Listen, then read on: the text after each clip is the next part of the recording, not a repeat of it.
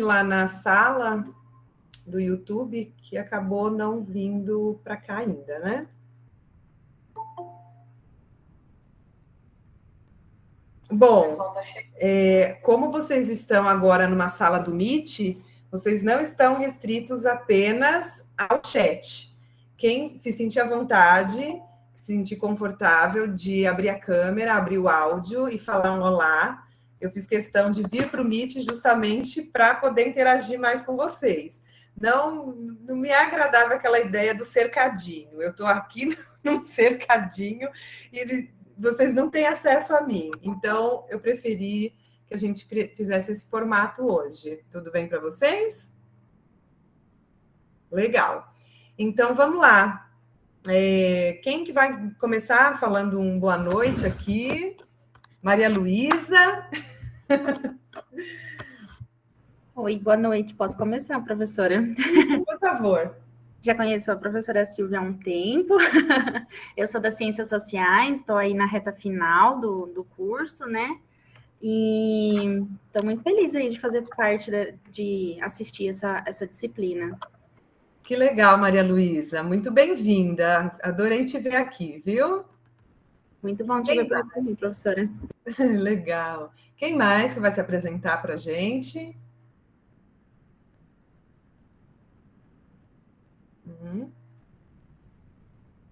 Todo mundo está com vergonha.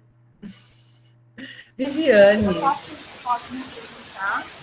Bom, meu nome é Viviane, eu entrei agora no doutorado, conheço aqui na hora do processo seletivo, que a gente fez a entrevista, e iniciei no doutorado agora, e é isso, essa oportunidade, estou gostando bem dessa disciplina também, com todos os temas que já foram tratados. Doutorado da UFSCar ou do... Da UFSCar. Ah, sim. Acho que no Instituto Federal não tem doutorado, tem. Mas não sei. Legal, bem-vinda, Viviane. Quem mais vai se apresentar para a gente? Quem não quiser, não se sentir à vontade, não precisa abrir a câmera, mas puder falar um olá e se apresentar, dizer de onde é. Boa noite, professora Silvia. Boa noite, tudo bem? Tudo bom? Eu Giscar? Giscar, isso mesmo. Giscar Lopes. Isso. Eu faço mestrado aqui na IFPR, né? Certo. E é um prazer estar na aula, assistindo a aula, né? É bom, né, estar presente. Que legal. Na distância, é bom estar presente. É mais gostoso, não é? A gente sente um pouquinho mais de quentinho no coração, pelo menos poder falar, né? Ser ouvido por quem está lá do outro lado. Professora, eu vou estar acompanhando no computador, tá? No computador tá sem câmera e sem som, porque eu não tenho multimídia, mas vou estar acompanhando no computador daí, tá? Sim, eu liguei rapidinho no celular aqui para me apresentar. Tá bom, tá joia. Obrigada por abrir, então, pelo menos para te conhecer. Joia. Prazer, viu, Giscar, né, que fala. Tá bom, prazer, viu? Quem mais vai se apresentar, falar um olá? O Renato? Eu falo. Boa noite para todo mundo. Eu sou Renato, eu sou como doutorando, né, aí na CPS, eu sou orientando o professor Zuim, eu sou extensionista rural, né, e sou médico veterinário, fiz o meu mestrado na UFV, em extensão rural, né, e é um prazer estar aqui acompanhando a aula hoje. Prazer é todo nosso, Renato. Legal, viu? Obrigada pela presença. Quem mais vai dar um olá? O Denis? Olá, professora Silvia. Olá, colegas. Boa noite, meu nome é Denis, eu também sou doutorando. E como o Renato comentou, também uma satisfação, um prazer imenso estar aqui. Estou bastante ansioso pela aula de hoje. Legal, Denis. Obrigada pela presença. Quem mais vai falar um olá, se apresentar?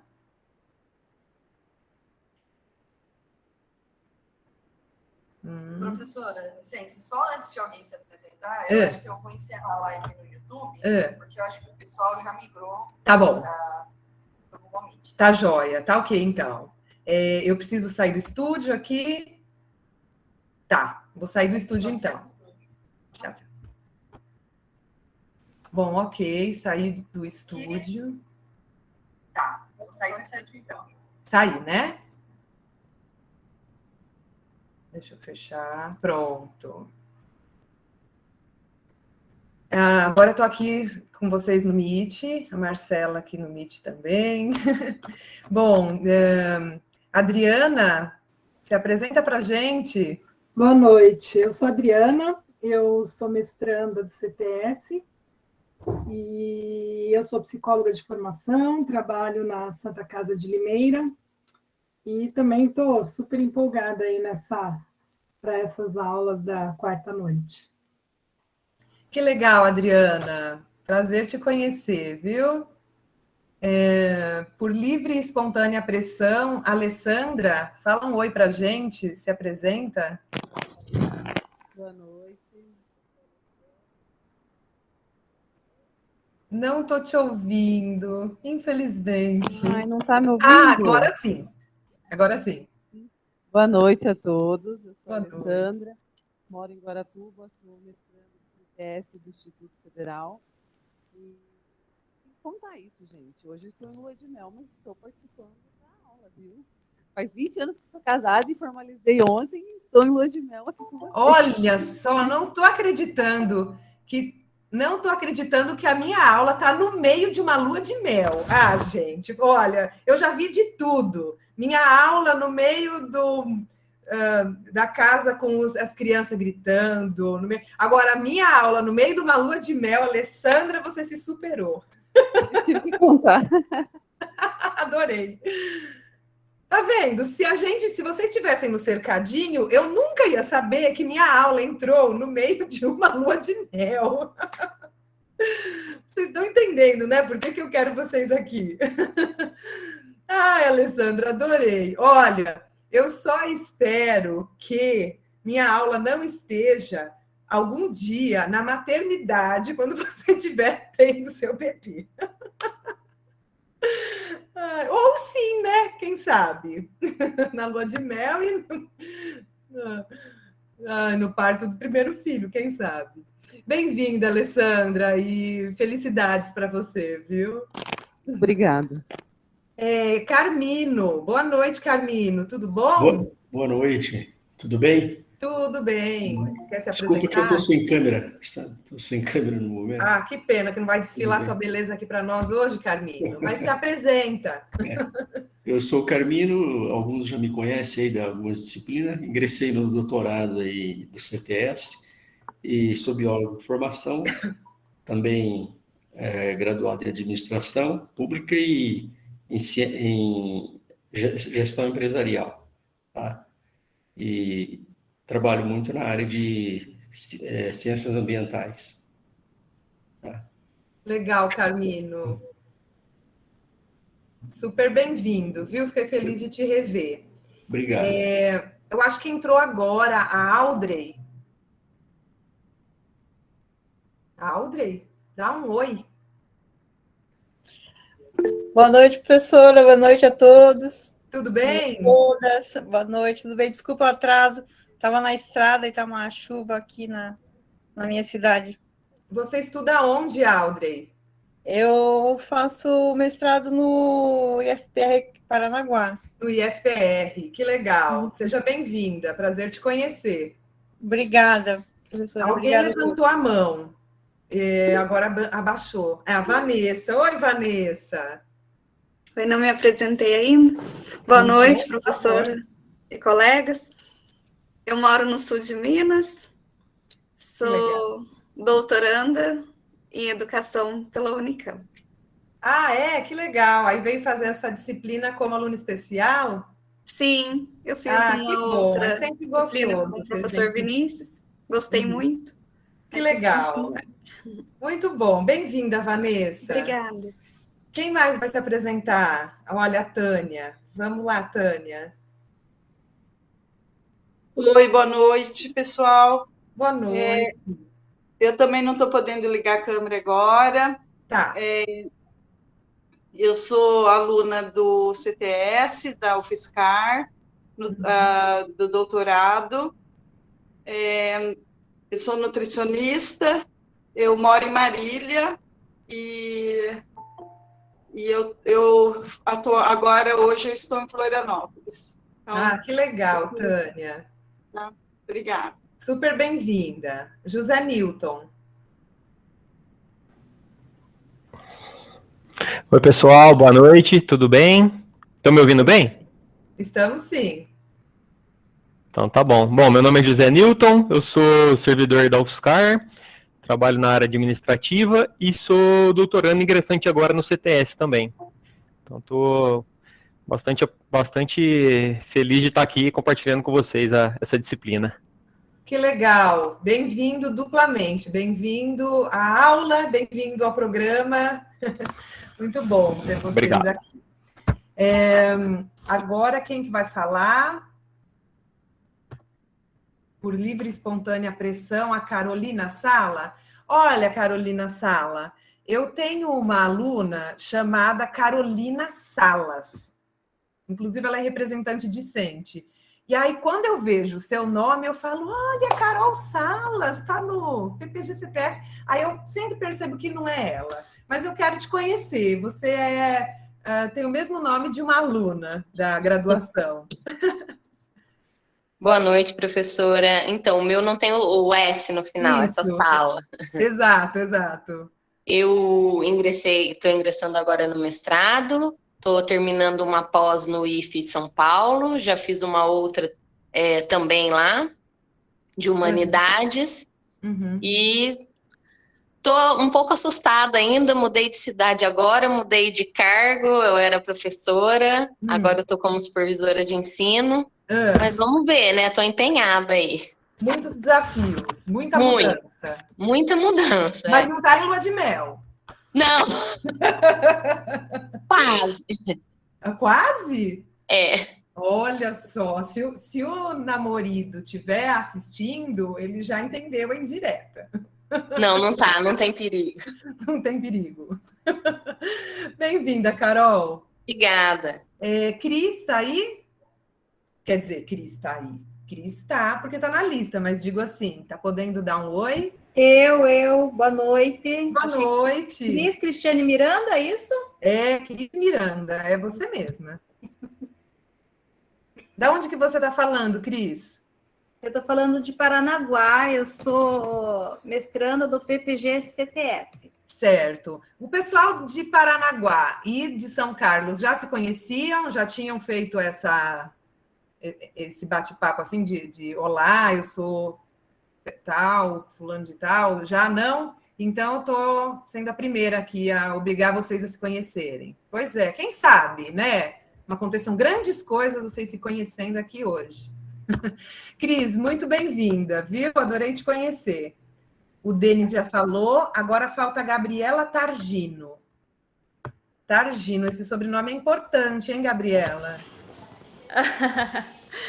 Oi, pessoal. Oi, professora. Boa noite. Eu não estou podendo abrir a câmera agora, mas vou me apresentar. Sou Gabriela Targino. Eu falo de João Pessoa, Paraíba. Que legal. De entrar, né, no mestrado da PPG-CTS, da UFSCar. Que legal. Estou acompanhando umas aulas, estou bem empolgada. Olha só, que bacana. PPG-CTS chegou longe. Sim. Que bacana. Graças ao professor Sidoval, que... o Sidoval é um querido, né? Amor eterno, Sidoval. Meu grande companheiro, parceiro. Eu sou graduada pela UEPB em Direito. Certo. Agora sou orientanda do professor Vinícius. Tá bom. Tá joia, Gabriela. Super bem-vinda, viu? Um beijo aí no coração. Obrigada, da sua professora. terra. Giscar já falou, o José Newton já falou, agora falta o José Vitor.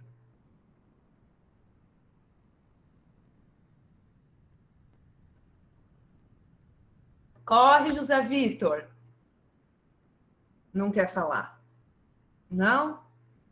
Abriu a câmera, abriu a aula e foi tomar um banho. Quando ele voltar, ele se apresenta. Olha a Luísa aí. Tudo bem, Luísa? Se apresenta para o pessoal. Oi, Silvia. Quanto tempo? Tudo bem? Tá fazendo falta os encontros de quinta-feira. É mesmo?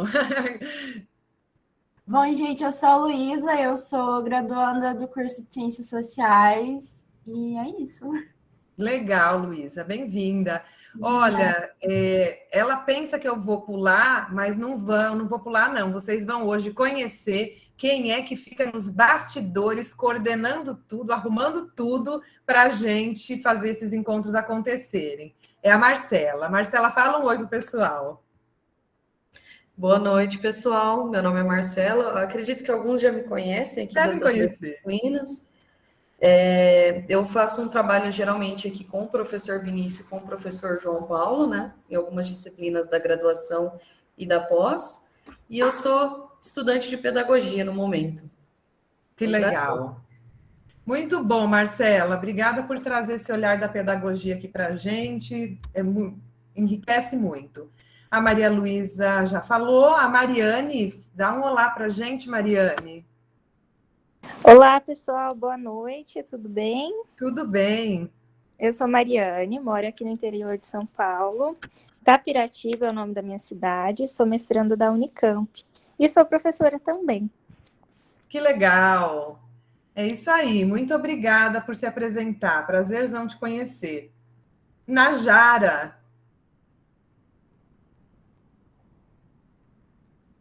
Oi, professora. Boa noite. Boa noite. Tô com uns probleminhas técnicos, estou ouvindo bem baixinho, mas eu acho que é o meu celular. Tá bom. Para fazer a apresentação, né? Eu moro em Patos, na Paraíba. Sou mestranda em administração pela Universidade Federal de Campina Grande. E estou como aluna especial no programa. Já assisti a disciplina com o professor Vinícius, né, de Sociedade do Controle. Assisti também uma disciplina com a professora Camila, que é a de internacionalização da ciência e tecnologia, e agora essa disciplina de o que é a ciência. Tá bom. Obrigada, Najara. Tudo de bom. Agora eu quero conhecer o professor João Paulo. Tá podendo falar agora? Tudo bem, professor João Paulo? Olá, boa noite, professora Silvia, tudo bem? Oi, tudo bem, melhor agora. Prazer poder, então, me apresentar aqui. Sou o João Paulo, professor da Univale, Minas Gerais, professor da FGV Rio de Janeiro, tá? Na pós-graduação em formação de professores e cursos de nível superior. E sou gaúcho, né? Chimarrão na mão, falando do Rio Grande do Sul. Conheci desse pessoal todinho aí, a Marcela, o Renato, a outra menina que a Rense agora falou aqui, estou conhecendo esse pessoal todinho. E é um prazer estar na sua disciplina aqui como aluno ouvinte, né? Podendo aprender bastante, afinal, o que é ciência, afinal, né? Afinal, o que é ciência, né, claro. João Paulo? Aí para poder aprender bastante e conhecer um pouquinho mais do conteúdo. Muito obrigado pela oportunidade e tenha uma boa aula com a gente aí. Obrigada a você, tudo de bom. O Renato já falou, agora eu quero ouvir um pouquinho a Sarita.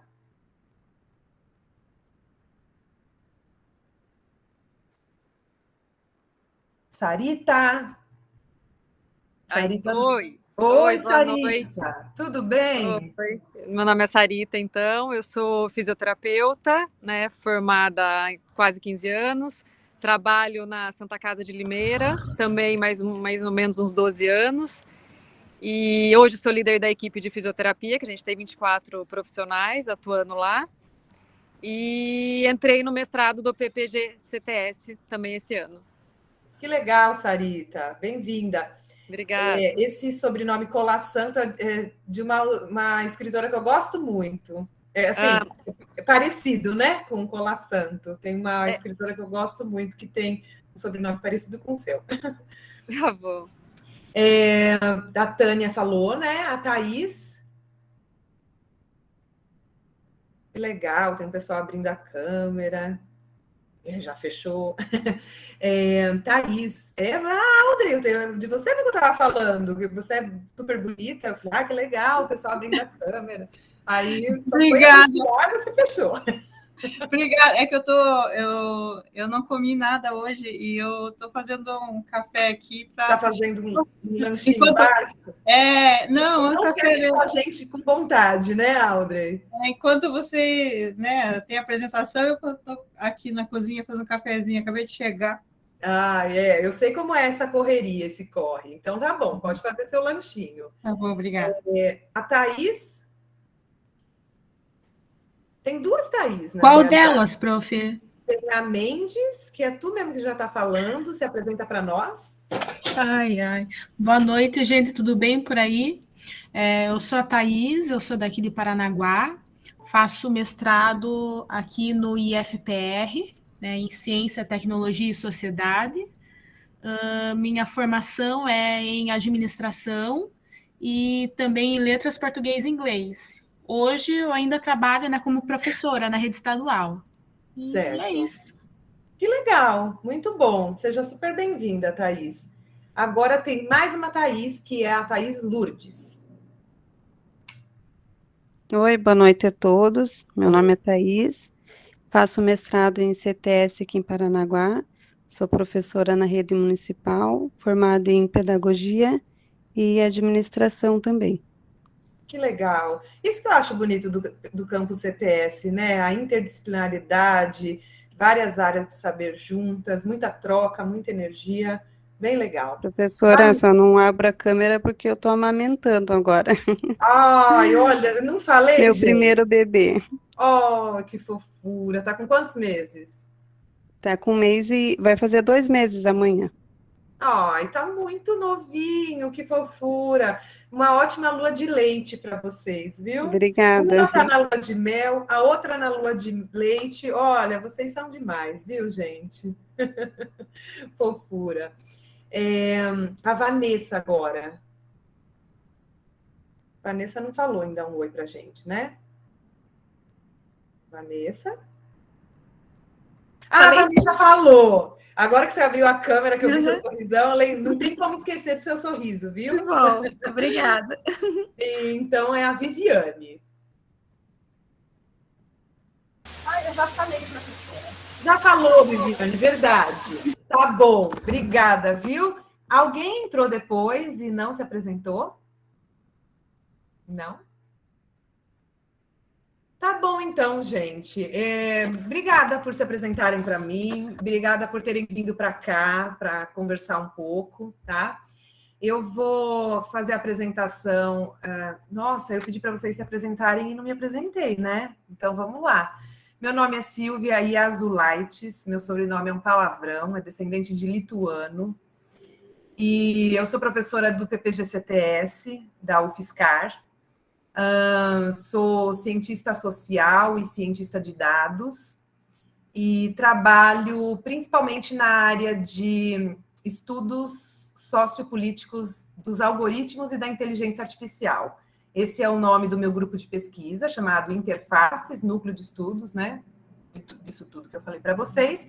E já dá para perceber, então, que eu faço a união da temática da inteligência artificial, das novas tecnologias, novas mídias, com o campus CTS, com a sociologia, a ciência política, tá?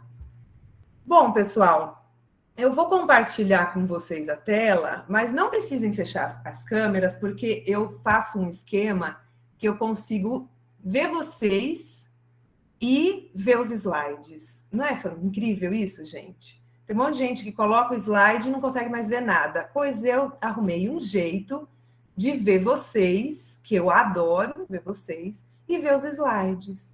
Então, quem quiser ficar me dando a graça da imagem na câmera, eu vou adorar, tá bom? Se não puder, não se sentir confortável, pode fechar. Mas se quiser ficar com a câmera aberta, eu vou ver vocês. Quem quiser falar, a qualquer momento, é só dizer que quer falar, tá?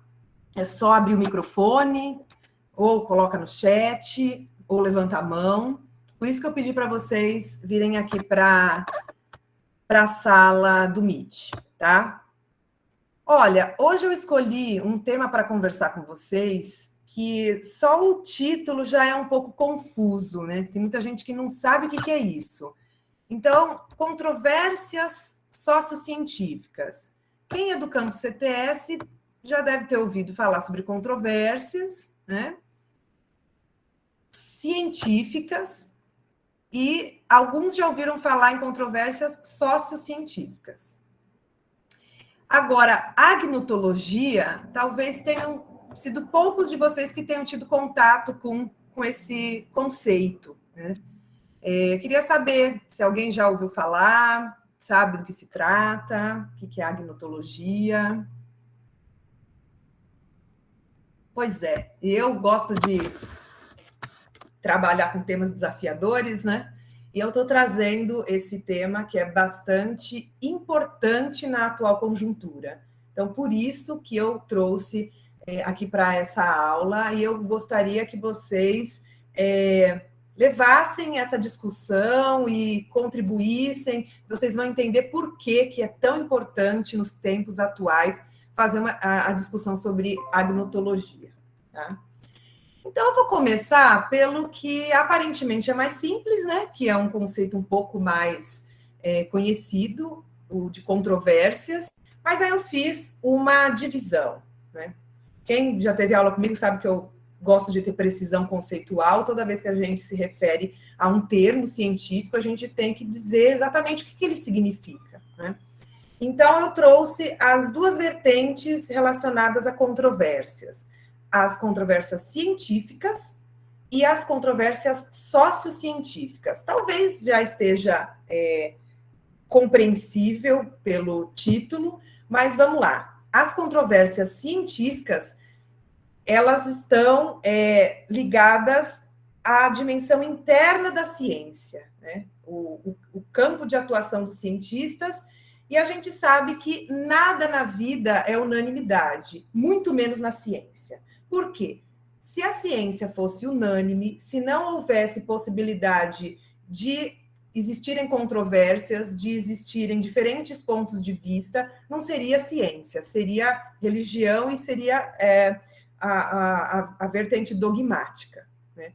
Então, a possibilidade da ciência permitir essa contestação é o que faz dela ciência, tá?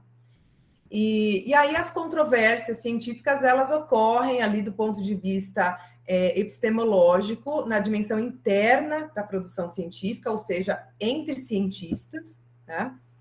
E existem diversas disputas em relação a inúmeros assuntos, né? Eu coloquei ali alguns exemplos, né? Ascensão e rejeição de teorias. Então, em determinado momento, uma teoria está bastante sólida em determinado campo do conhecimento. E depois de vários outros estudos, essa teoria vai sendo desgastada, corroída, e outras hipóteses vão sendo testadas, e essa teoria, que outrora era sólida, acaba por ser suplantada por outras que a substituem. Isso é comum no campo científico, né? Ninguém diria que, em determinado momento, que era a Terra que girava em torno do Sol. Durante muito tempo, o que se acreditava era a partir da impressão, né, que as pessoas tinham, e depois que se comprovou que na realidade, a aparência é enganosa. Muitas vezes, exato, a Amazônia já foi o pulmão do mundo. Então, muitas vezes, a aparência, ela nos faz acreditar em teorias que, na realidade, não existem apoio empírico, né? Não são comprovadas empiricamente. E aí, vocês podem retomar aí o Galileu Galilei, que dizia exatamente essas coisas, né? De que é preciso desconfiar da primeira impressão. A ciência não é feita de impressões, né? E sim de evidências, tá? Mudanças ambientais geram bastante controvérsias e que muitas vezes acabam por suplantar teorias e afirmar, né, a partir da comprovação de novas teorias, afirmar outras teorias. Tá? Também novos dados ou experimentos. Aí eu vou entrar um pouco no meu campo, né? Logo que eu comecei a estudar internet, na realidade tinham pouquíssimos estudos de internet no Brasil, ainda por isso que eu acabei indo para fora do país. Tem uma luz aqui, acho que está incomodando um pouco vocês, né? Acho que assim fica um pouco melhor, né? Acho que sim. Então, logo que eu iniciei os estudos sobre internet, era bastante sólida a compreensão de que existiam alguns fatores que contribuíam para as eleições, para a vitória ou derrota de candidatos. Então, estava ali estabelecido na literatura de que o tempo de TV, o tamanho da coligação do candidato, o volume de recursos, enfim, existiam algumas variáveis bem determinadas na literatura científica em relação aos fatores que influenciariam a vitória em determinados pleitos. E eu estava começando a estudar a internet era deixada completamente de lado, né? Não tinha importância nenhuma. Porém, com pouco tempo depois, eu posso dizer pouco tempo, porque, para vocês terem uma ideia, né, o alcance da internet é muito maior, deixa eu só permitir mais umas pessoas entrar na sala, é muito maior do que o alcance que a televisão demorou muitos anos para conseguir, né? Então, assim, em pouco tempo, começaram a surgir novos grupos, as redes digitais, inúmeras formas de acontecer a política, eu chamo de novas formatações da política na era digital, que começaram a interferir nos pleitos. Então, são novos dados que a gente vai tendo que trazer para o campo acadêmico para dar conta da realidade. E esses novos dados vão mostrando que, por exemplo, o tempo de TV não é mais uma variável interveniente tão importante para a vitória eleitoral do que as novas mídias, né? Então, não se pensa mais em tamanhos de coligação para ter tempo de TV como se pensava antes. Então, vocês sabem muito bem, com a eleição do Trump, com o fenômeno do Brexit, com a eleição do Bolsonaro no Brasil, vocês sabem a importância das novas mídias. Então, são novos dados, novos contextos, e aí também a academia vai incorporando novos experimentos que fazem com que surjam outras teorias, outras hipóteses a serem estudadas para serem comprovadas ou refutadas, tá? Então, são as controvérsias do campo científico. E as sociocientíficas, elas não ficam restritas ao campo científico propriamente dito. Ela envolve, como já diz o termo sócio, envolve a sociedade. Ela é para além de uma controvérsia que está intramuros da universidade. Ela tem tamanha dimensão que ela atrai a discussão pública, né? E aí podem ser de diversas ordens, ordem política, econômica, religiosa, cultural, enfim, e em cada momento, em cada contexto histórico, existem algumas controvérsias que são sensíveis. Então, a gente pode pegar controvérsias sociocientíficas, vou dar alguns exemplos, assim, polêmicos.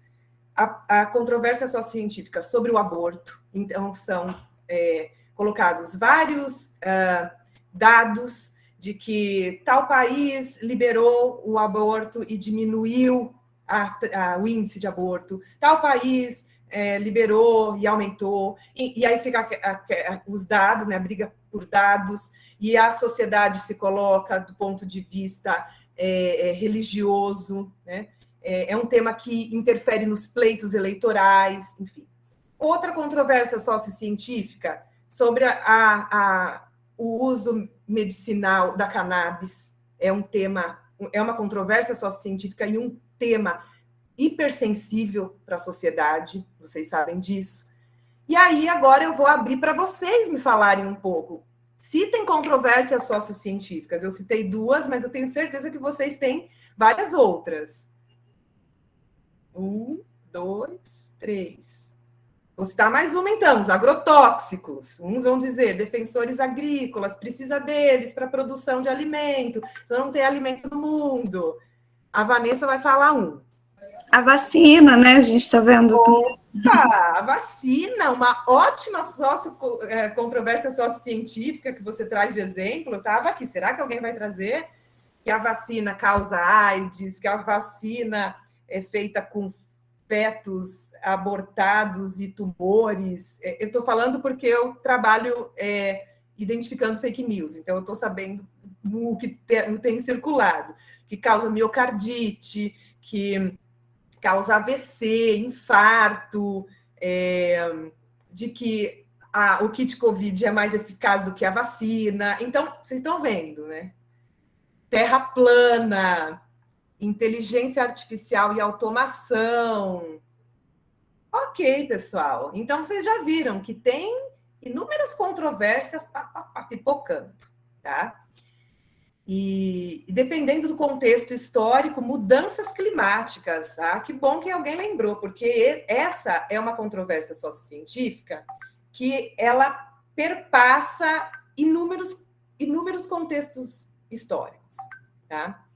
Tem algumas controvérsias que são episódicas, a gente chama, né? Que acontece naquele momento histórico e depois não se perpetua. Já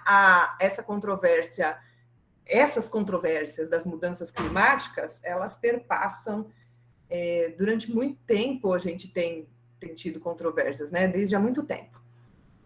Tá bom, né? Passamos já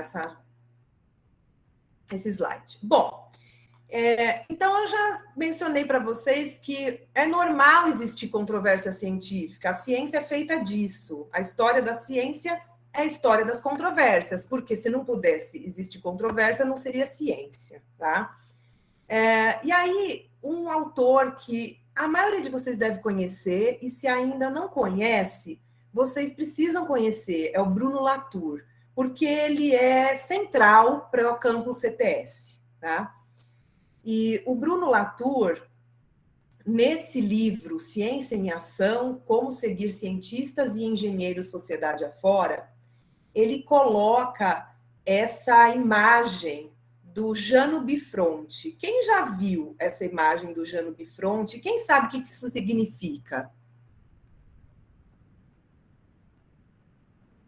Ah, Renato, é legal essa capa da Le Monde Diplomatique, viu? Eu vi essa máquina de fake news atual. Quem tiver interesse, clica aí nesse link do Renato. Essa capa eu achei fantástica. Bom, já que ninguém quer falar do Jano Bifronte, é um personagem histórico que tem essas duas faces, né? Uma face jovial e a outra face madura, né? Uma face jovem e uma face velha. E significa...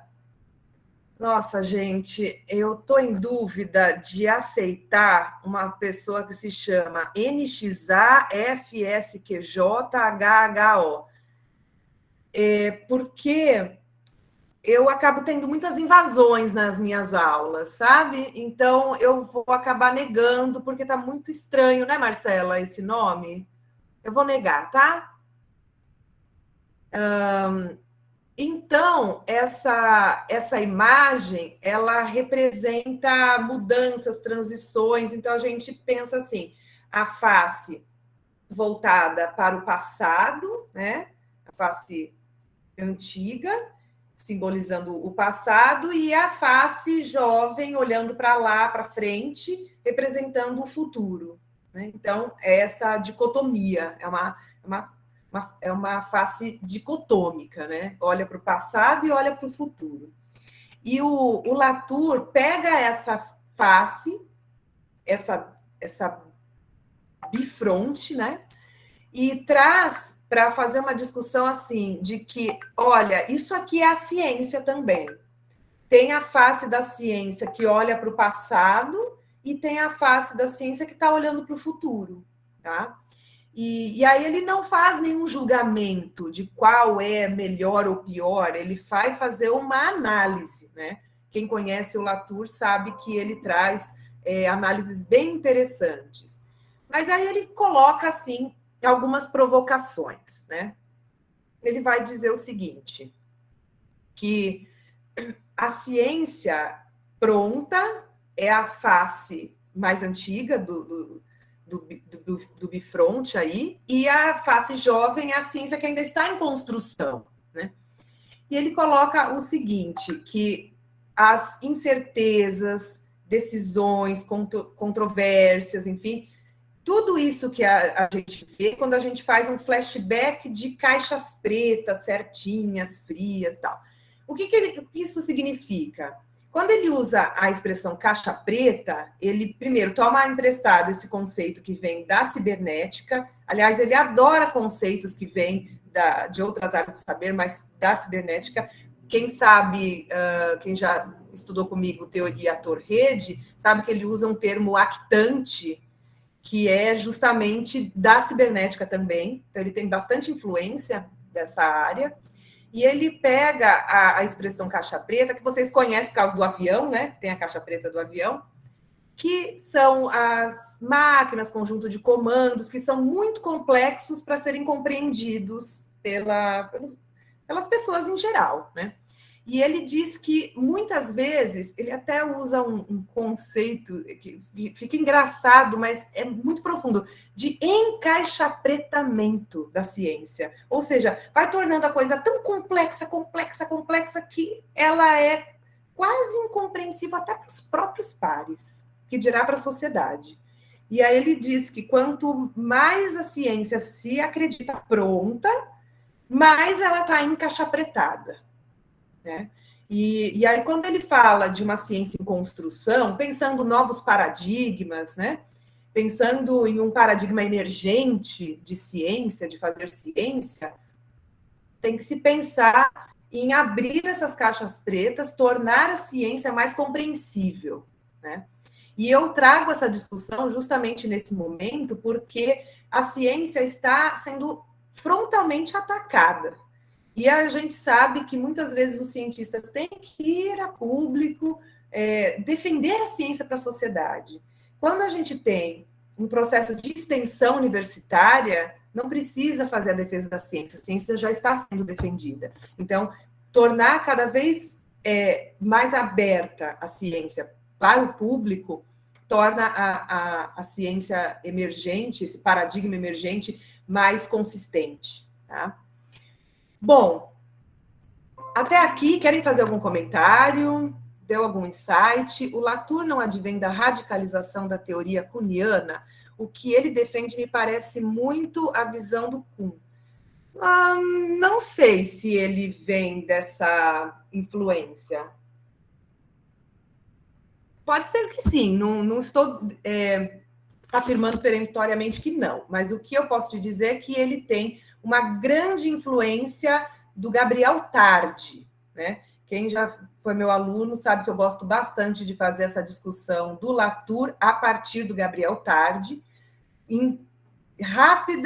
uma discussão bem rápida aqui, porque senão a gente vai fugir bastante do tema aqui da aula.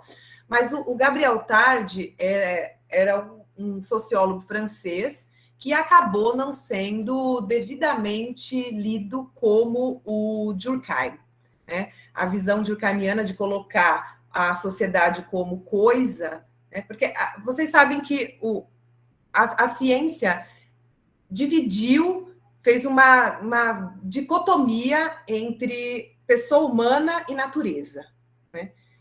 A ciência em geral. A ciência se institucionaliza, a ciência moderna, a partir dessa cisão, pessoa humana e natureza. Então, vamos observar a natureza como se fosse uma coisa, apartada de nós, né? E as ciências sociais, a sociologia nascente, também adotou essa mesma postura, onde houve a coisificação da sociedade, a sociedade sendo colocada como algo à parte do indivíduo. E essa foi a visão hegemônica das ciências sociais. O Gabriel Tarde já não tinha essa visão, tinha uma visão dos atores sociais em conjunto, né? De como se fosse uma rede heterogênea. E foi justamente esse autor que inspirou bastante, influenciou bastante o pensamento do Latour. Tá? Podemos depois fazer uma análise mais a fundo, até que ponto que influencia o pensamento de Latour, mas não tenho esse dado no momento, mas fica como uma agenda de pesquisa para nós. Achei bem interessante. Bom, e aí ele traz essa imagem também no livro dele, né? A ciência tem duas faces, uma que sabe e a outra que ainda não sabe. E aí eu gosto dessa provocação que coloca assim, a ciência pronta, né? Fique sempre com a máquina mais eficiente. E a ciência em construção. Eu adoro essa frase. Decida o que é eficiência.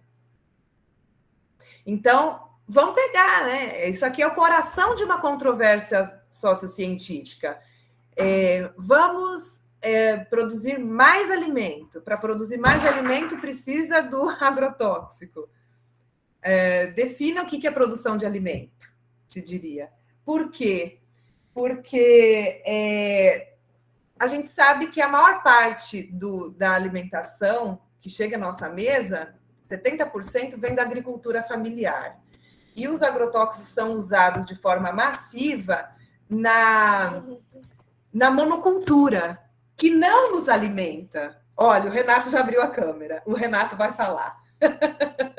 Não vai falar, Renato? Vai falar, sim. Tenho certeza que você vai falar, porque agora eu peguei num ponto que eu tenho certeza que é do seu domínio. Então, essa é uma controvérsia sociocientífica, né? E essa imagem do Latour representa isso. De um lado, vamos utilizar o agrotóxico para produzir mais, porque sem agrotóxico não é possível produzir mais. Do outro lado, decida o que é produção de alimentos para você. Se você me disser que produzir cana é produzir alimento, então você ganha essa controvérsia. Mas eu vou te dizer, essa parte a face nova da ciência, eu vou te dizer que quem mais usa agrotóxicos são os produtores de algo que produz commodity e não mata a fome das pessoas. Mas o Renato vai falar um pouco, porque é o tema de domínio dele. Quero te ouvir. Depois dessa pressão aí, pessoal. Mas, bom, não, eu concordo plenamente, é isso mesmo. A gente tem essa produção de commodities, né? Inclusive tem uma publicação recente do Instituto de Pesquisa aqui, né? Então é respeitado, da Embrapa, do ano passado, se eu não me engano, falando que 1/5 de tudo que chega no prato do mundo vem do Brasil.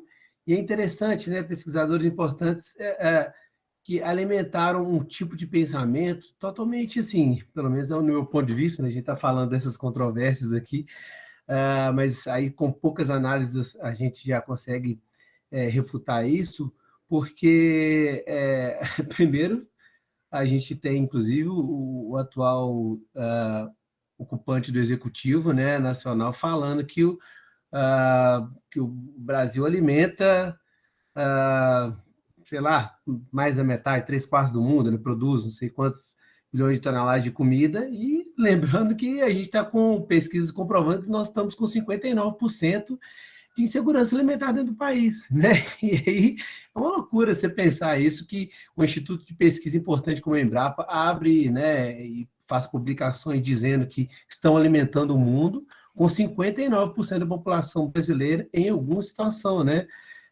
de insegurança alimentar. A gente tem hoje mais gente passando insegurança alimentar grave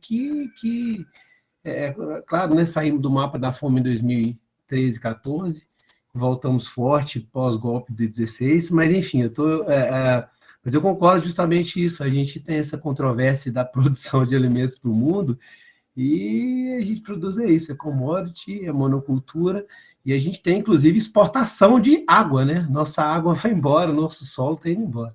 Mas, enfim, depois eu falo mais um pouco se precisar. Valeu, professora. Achei ótimas suas observações. E o que você traz mostra justamente aí essa controvérsia representada por Latour, né? Então, vocês estão percebendo o espírito da coisa, né? Da discussão do Latour. Outra que eu adoro é essa sobre verdade. E tem sido muito utilizada essa discussão da verdade atualmente, né? Da pós-verdade, por causa das fake news e tal. Ele traz essa que ele coloca assim, a ciência pronta, né? O que é verdade sempre se sustenta. Aí eu acho ótima a resposta da ciência em construção.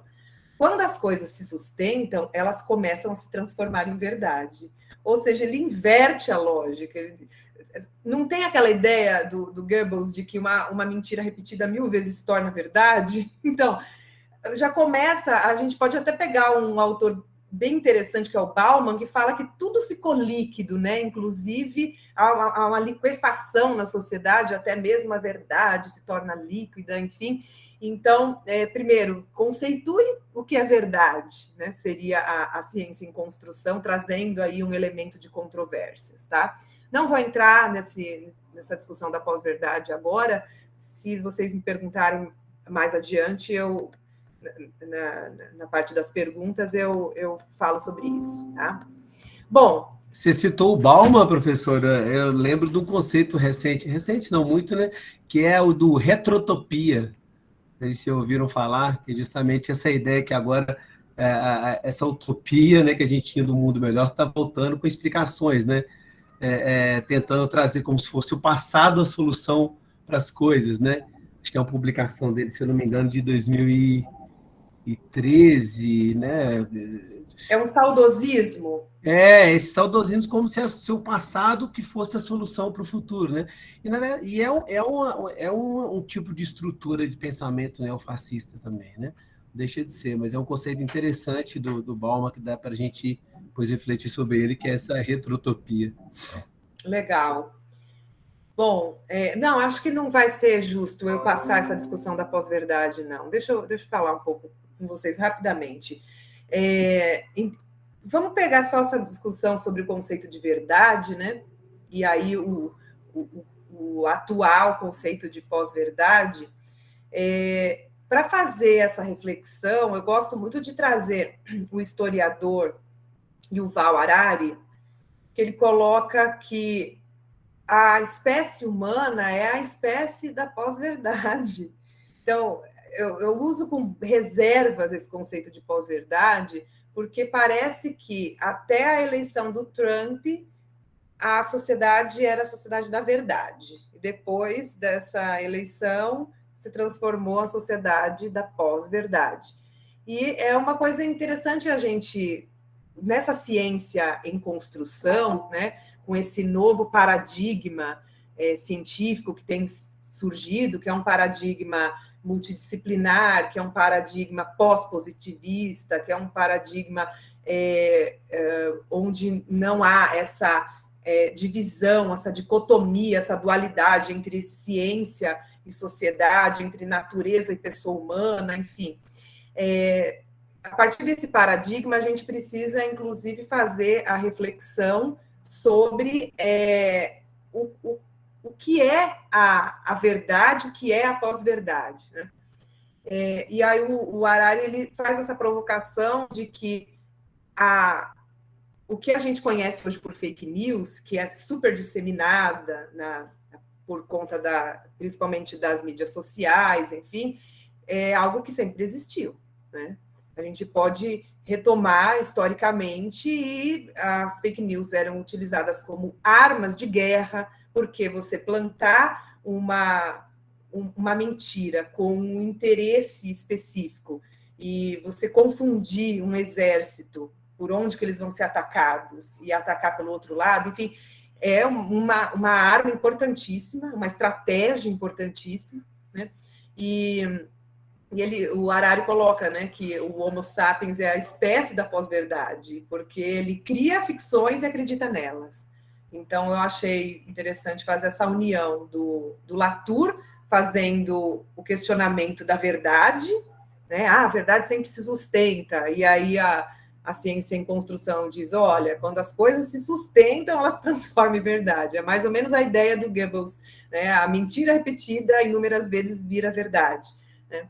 E aí fazer, então, a discussão sobre esse conceito mesmo de pós-verdade que tem sido amplamente utilizado. Bom, então, para encerrar essa parte da discussão sobre controvérsias sociocientíficas, vocês já foram me ajudando aí durante a nossa conversa e me falaram várias controvérsias sociocientíficas, né? Vocês citaram a Terra plana. Olha, eu coloquei uma imagem bonitinha de Terra plana, fala a verdade. Eu achei chique essa imagem. O uso ou não de máscara, lembram também que teve muito essa discussão de que a máscara era deletéria ou não? Eutanásia, os agrotóxicos, a vacina, enfim. O José Vitor está dizendo que o Netflix lançou hoje O Soldado que Não Existiu. Não, o nome é intrigante. Bom, pessoal, aí eu trouxe para vocês alguns exemplos de controvérsias sociocientíficas que precisam ser pensados de forma bastante séria, porque em alguns momentos a ciência se presta ao papel também de estar ao lado dos poderosos, tá? Esse sociólogo, ele traz alguns exemplos do uso de herbicida e algumas consequências por gerações de crianças, né, que nasceram com problemas, com anomalias, como vocês viram a imagem dessa criança, e assim, a ciência dizia que não tinha nenhum tipo de implicação a utilização daqueles herbicidas, de que eles eram seguros para a saúde, enfim, e as indústrias, né, assegurando a segurança desses elementos, dessas substâncias, e as evidências empíricas mostrando o contrário, porque a partir do momento que começou o herbicida a ser despejado, as crianças passaram a nascer com problemas, as pessoas passaram a ter câncer, enfim, tem inúmeros documentários que retratam esse problema. Então, a gente vê a importância de fazer esse tipo de discussão, porque existem controvérsias sociocientíficas que não é apenas uma discussão de ponto de vista que está sendo colocada, e sim questões que afetam a saúde, que afetam a existência das pessoas, né? E essa é uma controvérsia, um exemplo, né, de controvérsia que se colocou, né? Uma coisa que esse autor enfatiza, que eu acho importante frisar, é que existiam ali as pesquisas científicas, muitas delas com conflito de interesse, financiadas pelas próprias indústrias, né? A gente sabe que isso existe. E quando as pessoas eram ouvidas, o público era entendido como tendo uma percepção errada. As pessoas que iam depor, diríamos assim, né, tinham seus testemunhos acusados de circunstanciais. Olha, isso é algo circunstancial, são todas as pessoas que são afetadas, não dá para comprovar de que a causa tenha sido esta, enfim. E o cidadão não quer saber se existe um estudo comprovando ou não. O cidadão quer trazer a sua experiência do ponto de vista empírico porque esse problema afeta existencialmente a comunidade daquele lugar onde está sendo despejado, no caso aí desse estudo, os herbicidas. Bom, pessoal, agora eu vou entrar na discussão da agnotologia e vocês vão entender a importância de trazer esse tema nesse contexto atual. Uma coisa é a controvérsia sociocientífica e outra coisa é o que eu trouxe aqui com esse título de agnotologia. O que é a agnotologia? É a produção, é o estudo da produção deliberada da ignorância.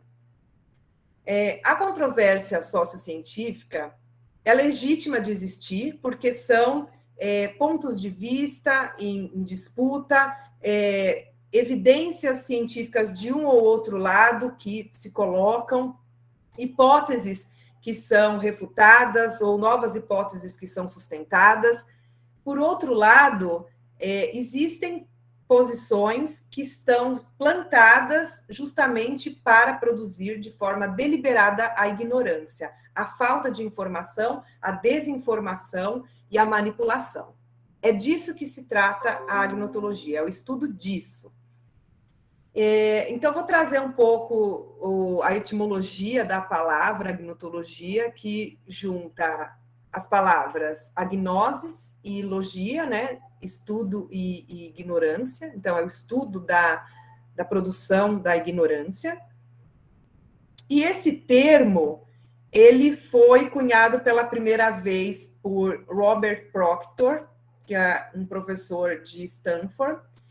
E eu vou contar para vocês os estudos do Proctor, bem interessantes, que ele identificou que alguns cientistas se colocaram a favor de causas que eram, na realidade, anticientíficas, que era a negação da ciência, que tinham interesses escusos, né?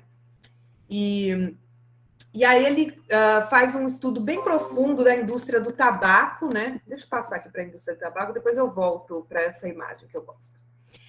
E aí ele fez um estudo da indústria do tabaco e ele colocou o seguinte, que logo que começaram as pesquisas associando cientificamente, empiricamente, o fumo ao câncer, a indústria do tabaco criou uma estratégia. Ela contratou 3 cientistas aposentados e financiou esses caras, enfim, e eles tinham estreitas relações com o Bush pai, então presidente, né?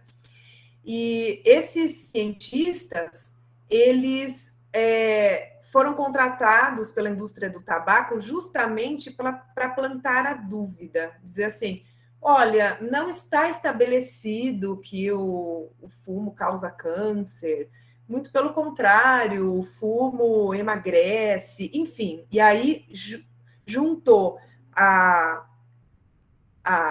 posição desses cientistas e a propaganda, né, para criar o que poderia ser chamado de controvérsia, mas o que eu estou trazendo para vocês não é uma controvérsia.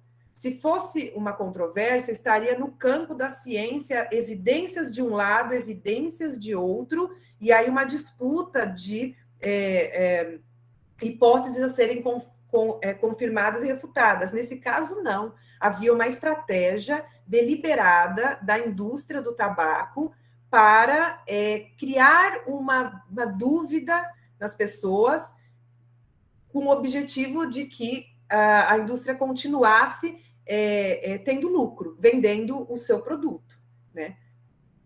E então, essa frase do Proctor, eu adoro que ele coloca assim, né? A dúvida é nosso produto. Então, eles plantavam, esses cientistas, né? Plantavam dúvida nas pessoas de que aquelas evidências talvez não fossem verdadeiras, que não estavam bem estabelecidas, que as pessoas não precisavam ter preocupação com isso, né?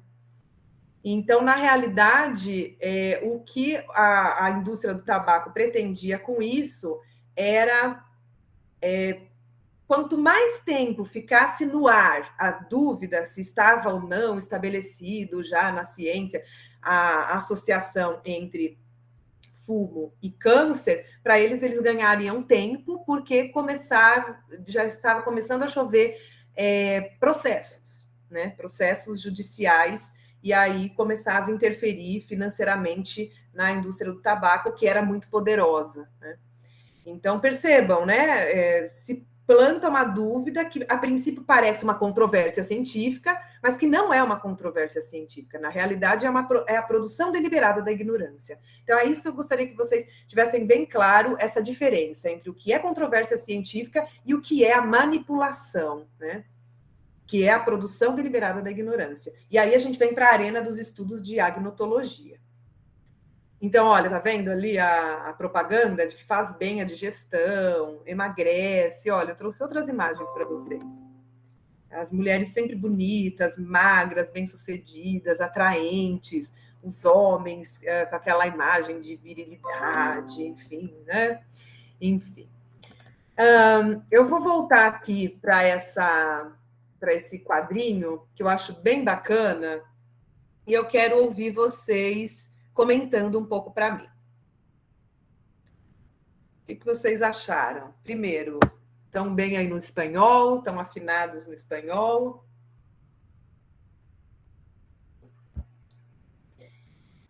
Querido, ¿qué es peor, la ignorancia o la indiferencia?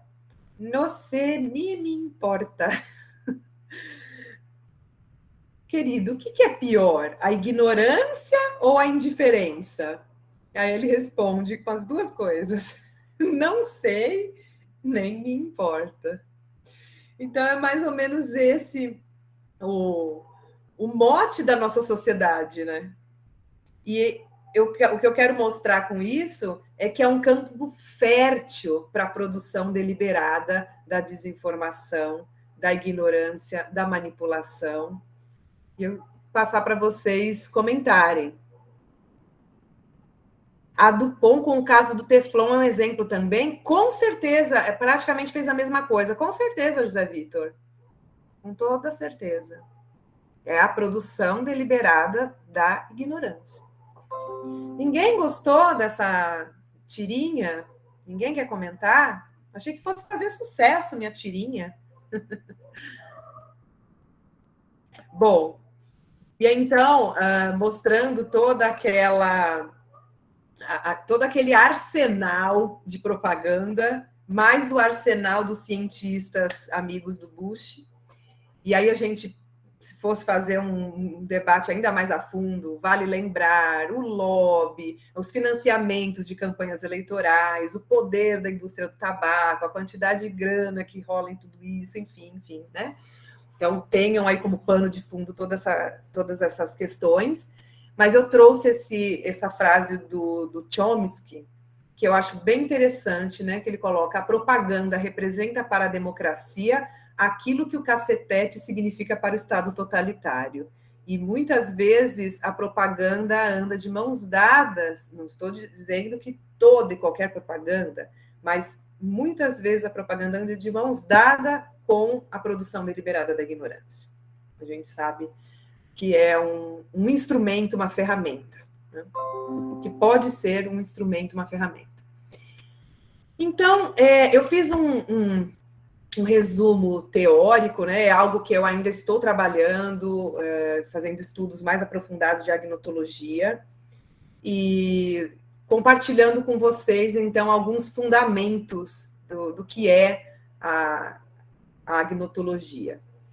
Bom, em geral, a ciência fornece base para discursos legítimos na sociedade. Vou dar um exemplo para vocês. A gente sabe que vem circulando inúmeras fake news. Mas vocês já repararam que tem muita fake news que cita estudos mentirosos, que nunca existiram? De acordo com a Universidade do Reino Unido, de acordo com o pesquisador XYZ. Pois é.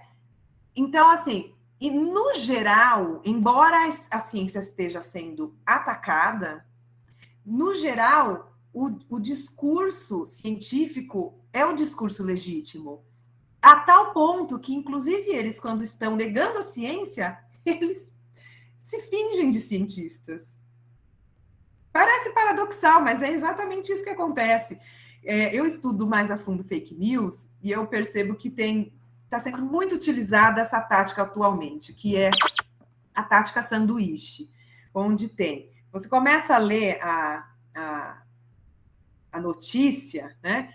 E começa com verdade, com coisas que já estão bem estabelecidas, né? De que aconteceram, dados reais, enfim.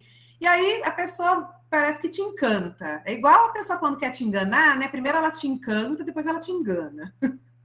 Então, tem aqui, no começo da mensagem, da notícia, enfim, a verdade.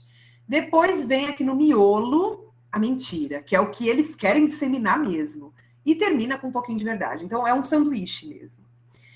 E, além dessa tática sanduíche, uma coisa que tem sido muito utilizada é acionar fontes falsas. Então, eles criam URLs muito parecidas com o Instituto de Pesquisa, que já são conhecidos. Aí eles criam, de acordo com a pesquisa na Universidade do Reino Unido, com cientista tal, fulano de tal, você vai pesquisar, não existe esse cientista, não existe pesquisa nenhuma, enfim. Então, tem sido uma tática, né, de trazer a ciência legitimando determinados discursos, determinados posicionamentos, que são, inclusive, para negar a ciência. Por mais paradoxal que seja, a ciência acionada para a negação da ciência. O outro fundamento, né, que eu coloco aqui, a indução da ignorância é tática persistente de distorção. Então, quando a gente fala que tem um grupo, né, com interesses econômicos, financeiros, políticos, enfim, que busca induzir a ignorância, é sempre com um objetivo por trás, né? Um objetivo maior. E vale tudo. O que eu estou querendo dizer nessa segunda coluna é que é o jogo do vale tudo.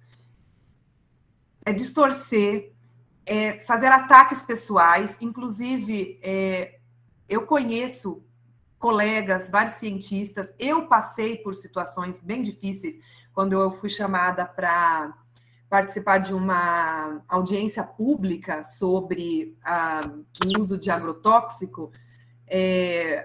Eu e outros colegas, né, cientistas, fomos bastante perseguidos pelas pessoas ligadas às usinas. Inclusive, eles levaram uma tropa de funcionários da usina, fizeram terrorismo em relação a esses funcionários, dizendo que eles iam perder os empregos, que eles iam ficar desempregados, não iam ter como sustentar as famílias. Então, foi essa tropa de funcionários desesperados para vaiar os professores que estavam falando, para vaiar as pessoas, né, da zona rural da cidade, que não conseguiam certificar os seus produtos como agroecológicos, porque sempre tinha resíduo de agrotóxico, porque eles pulverizavam a cana e o vento levava o agrotóxico, enfim, e aí eles diziam que eles estavam sendo pagos. Então, é o jogo do vale tudo, né? Induzir a ignorância vale distorcer, vale atacar, vale intimidar, né? Vale pagar, comprar. Então, é um sistema, né? Não é algo episódico, dizer assim, acabou acontecendo, foi um erro, um equívoco, enfim, algo pontual. Não, na realidade, é um sistema montado para produzir ignorância com alguma finalidade. E uma finalidade muito, muito grave, muito séria, né? E o terceiro fundamento é que manter a controvérsia, eu coloco sempre entre aspas, porque não há dúvida de que aquela informação é falsa, mas eles querem fazer parecer de que ela ou é verdade ou pode ser verdade, para deixar as pessoas na dúvida. E aí, a vacina causa ou não causa AIDS? Então, manter essa controvérsia, entre aspas, na realidade é a negação da ciência. Porque onde estão os estudos científicos que comprovam a associação entre HIV e vacina? Né? Então, joga a dúvida para parecer que é uma controvérsia científica, mas não tem nenhum fundo de ciência. O que existe é a negação da ciência. Tá? Eu até coloco, é o embate de um simulacro da ciência contra a ciência, e então isso não é uma controvérsia. Tá? E vou encerrar, depois, vou abrir para vocês agora falarem, né? Mas eu vou encerrar com essa frase do Darcy Ribeiro, um grande educador, que eu gosto bastante, que nos faz refletir sobre a importância da educação e da educação em todos os aspectos. A educação formal, a educação não formal, que é aquela que se faz na sociedade, com a sociedade, né? A educação para a cidadania, enfim, e a educação formal, não só a nível universitário, a educação desde tenra idade, desde a pré-escola, enfim, pensar a educação de um modo amplo, porque a gente sabe que é por meio da educação que a gente combate a produção deliberada da ignorância. E essa frase do Darcy Ribeiro, ela tem uma importância fundamental para a gente entender o momento de produção deliberada da ignorância que a gente vive hoje, né? Que diz que a crise da educação no Brasil não é uma crise, é um projeto. Porque quando é uma crise, você diz assim, olha, eu não estou investindo, eu não estou fazendo dessa forma, porque está em crise, né? Quando sair da crise, a gente vai investir. Não, essa crise não vai acabar nunca, não existe crise. É um projeto deliberado de produção da ignorância, de forma permanente. Né? Então, eram essas as reflexões, as provocações que eu queria colocar para vocês, tá? E agora eu vou parar de compartilhar e vou abrir para vocês, vou ler o chat também. Nossa, temos bastante gente parando de compartilhar, dá para ver todo mundo? Vamos ver. Resenha sobre o livro A Verdade sobre os Laboratórios Farmacêuticos. Olha, Viviane, fala um pouquinho sobre isso. Professora, é um livro que retrata, está dentro dessa temática, e aí tem algumas verdades que foram colocadas para nós, né, sobre as pesquisas de novos medicamentos, que não são verdadeiros, mas que a propaganda foi nesse sentido para que os laboratórios pudessem também lançar medicamentos como novos, mas que não eram tão novos assim, era comparado só com o placebo, por exemplo. Né? Essa união de médicos que são da universidade e que trabalham para o laboratório também. Então, assim, o livro é bem rico nessa temática, traz esse lado aí, lógico, nesse enfoque, né, do laboratório farmacêutico, que é bem interessante a indicação, viu, Viviane? O livro é muito bom, e aí eu estava buscando, achei essa resenha, só para a título de curiosidade, mas o livro é muito bom. Que legal. O João Paulo, o termo correto, veneno agrícola, e é isso mesmo, João Paulo, porque os agrotóxicos, acho que o Renato também vai poder falar melhor sobre isso, mas muito da tecnologia que fundamenta os agrotóxicos advém da tecnologia de guerra, né? Porque depois que acaba a Grande Guerra, e aí, o que a gente faz agora? Investimos tanto em ciência e recursos, né, para produzir todo esse arsenal aqui, e agora, o que a gente faz? Não pode mais sair pulverizando em cima de Hiroshima e Nagasaki, não pode mais jogar em cima do cidadão, né? Porque acabou a guerra, e aí o que a gente faz com isso? Então vamos diluir e vamos usar na agricultura, né? Então é isso mesmo, veneno agrícola. Com a pulverização, colocam na agricultura na água e com o vento vai para as residências, escolas próximas, é verdade. Quer falar um pouco sobre isso? Não, pegamos a oportunidade, sim. Na verdade, divulgam muito na mídia como defensivo agrícola, como agrotóxico, né? E, na verdade, o nome mesmo é veneno, não tem nada de defensivo, né? É veneno agrícola. E aí, para poder aumentar a produção no menor espaço de tempo e não ter percas, né, o que eles usam para que não seja destruída a agricultura? Os veneno agrícola. E esse veneno, quando eles pulverizam, hoje em dia, com drone, com aviões, com aeronaves, como quiser dizer, eles estão pulverizando não só a agricultura, mas também os animais que ficam ali próximo, né? E muitas vezes escolas também que existem ali próximo, residências, comunidades ali próximas, além de se alimentarem com alimento com veneno, também têm jogado sobre suas residências o veneno agrícola, tá? Que vai através do vento, enfim, né?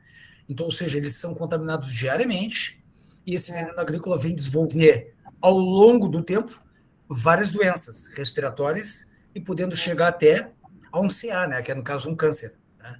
Então, ou seja, o quanto elas estão sendo atingidas e não percebem, né? E aí as empresas vão lá, manipulam eles, como a senhora falou aí, levam para uma audiência pública onde defendem algo que eles não conhecem. Então, o que a gente tem que chamar é essa realidade, né? Que, olha, tu está sujeito a um veneno, ele é invisível, né? Mas ele está impactando a tua comunidade, a ti, e tu vai sentir isso aí, de repente, não hoje, mas amanhã. Um filho com problema, ou com um câncer na família, nos vizinhos, enfim, e aí tu vai ver o discurso que tu está tendo hoje aqui de defesa, o quanto tu e a tua comunidade vai sofrer logo ali adiante, né? Sem saber onde é que está vindo. Porque é muito fácil alegar que é algo genético da família, né? Você está doente por isso. É muito difícil para os pacientes, enfim, fazerem essa associação de causa e efeito, né? E é muito doloroso para essas comunidades, sabe? Tem alguns documentários assim que são de chorar, sabe? Mostrando a realidade dessas comunidades que estão mais fortemente atingidas. Não que nós não estejamos, nós estamos também, mas tem comunidades que estão mais fortemente atingidas, né? O Renato, algo parecido com o que tem acontecido em regiões de mineração. É verdade, né, Renato? Eu não tinha parado para pensar, não, mas para falar, né, sobre isso. As empresas mineradoras, é verdade. Crimes e assassinatos em Mariana e Brumadinho manipulam as populações locais. É isso. Quer falar um pouco? Bem lembrado os exemplos de Mariana e Brumadinho. Sim, na verdade... primeiro, só retomar um pouco, né, o professor João Paulo comentou, é justamente isso. Eu acho que a gente tem esse problema, né, tem pesquisa detectando em regiões de Goiás, Mato Grosso, quantidade muito grande de glifosato, né, que é um agrotóxico, tem leite materno, né? Então, assim, acho que a estrutura, a forma, né, que a gente teve a Revolução Verde, década de 70, enfim, essa modernização agrícola com manipulação genética, então a gente vai lá, pega o milho, eu consigo manipular de forma que ele produz mais, a espiga enche, mas ao mesmo tempo eu tiro o pelinho que ia proteger de um ataque de um inseto. E aí, junto com esse milho modificado para produzir mais, eu já faço uma venda casada com o produto que vai comprar. Então, assim, é um projeto do capital, né? E aí, quando a gente para pensar que, infelizmente, a gente, dentro dessa estrutura, e aí, como o João Paulo disse, a gente tem essas pessoas sendo manipuladas, mas aí também eu acho que vale a pena refletir, professor, até que ponto que eu estou sendo manipulado, mas eu estou concordando com aquilo ali, sendo que meu desejo de viver dentro dessa, né, sobre a égide do capitalismo é imediato, né? Olha, se você ficar aí nesse local aí, vai jogar veneno em cima de você. Tá, mas eu não tenho para onde ir. Tá, mas se você comer isso, você vai... Tá, mas eu não tenho o que comer sem ser isso. Então, eu acho que relativizar essas questões dessas populações é importante também, sabe? Eu vejo, por exemplo, eu sou da região próxima, eu sou de Minas, eu estou falando agora de Brasil, mas eu sou de Minas, e a gente vê isso acontecendo, né? Eu vi as populações, né? Eu trabalhei um pouco em Mariana também, em Ouro Preto, população defendendo, não, a gente precisa que a Vale fique aqui, volte. Por quê? Porque precisa de emprego.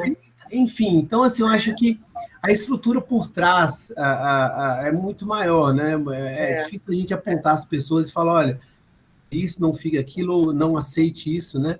Agora, claro que tem uma estrutura grande de manipulação. Recente começou uma atividade mineradora perto de uma cidade, da minha cidade de Minas, cidade pequenininha, chama Teixeiras, e aí tem todo isso, pelo menos legalmente, né, mudou-se muito a legislação de mineração com o marco recente, mas é obrigatório que tenha uma audiência pública. Mas eu fui assistir a audiência pública, eles totalmente manipulada pela empresa, né? Eles chegam lá, eles já primeiramente, eles passam entregando panfletos nas casas, falando dos benefícios, que vão empregar somente gente da região, e piriri por hora. Enfim, aí quando marca a audiência, a população já está assim, totalmente absurdo do que o que realmente é, sabe? Exato, eles comparecem para atuar, né? Todo lugar é assim. E claro, né, eu fui junto com o pessoal dos movimentos de atingido por mineração do MAN, e tem um apoio do MAB também, de atingido por barragens. E é impressionante que a gente tenta fazer essa contração, essa contra-manipulação, mas é difícil, porque justamente as pessoas têm desejos imediatos, né? É difícil julgar também. Mas, enfim, acho que... Não é só desejo imediato, muitas vezes é questão de necessidade, sobrevivência. Não é desejo, é necessidade mesmo. É um consentimento sem consentir, né? Não é que ela está consentindo, na realidade Eu acho isso, e assim, você pensa, primeiro a gente já tem... Exatamente, a gente tem primeiro assim, um exército de reserva, né? Que é o capitão humano desempregado que a gente vai criando nessa região. Eu criei um exército de reserva, olha, agora, meu amigo, você aceita isso, enfim. Tem um caso interessante que é perto também, em Barbacena, uma empresa que enfim, que produzia telhas e a caixa d'água de amianto, né? Que depois considerou-se cancerígeno.